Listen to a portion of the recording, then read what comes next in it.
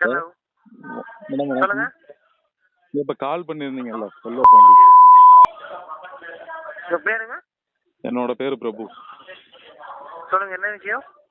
இல்லை ஏதோ லோன் விஷயமா ஏதோ பேசுனீங்களா நான் வீட்டில்? எந்த லோனு, எந்த யாருக்கிட்ட? உங்க பேரு? பஜாஜ் செல்வபாண்டி அவர் பேர். ஓகே. அவர் வந்து இப்போ இருக்காரு, ஏதோ லோன் கட்டல அப்படின்னு Okay. வீட்டில் ஏதோ பேசுறீங்கன்னு சொன்னாங்க.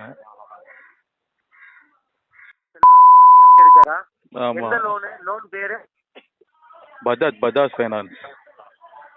பஜாஜ் ஃபினான்ஸ் அட்வொகேட் தாங்க பேசுறேன்.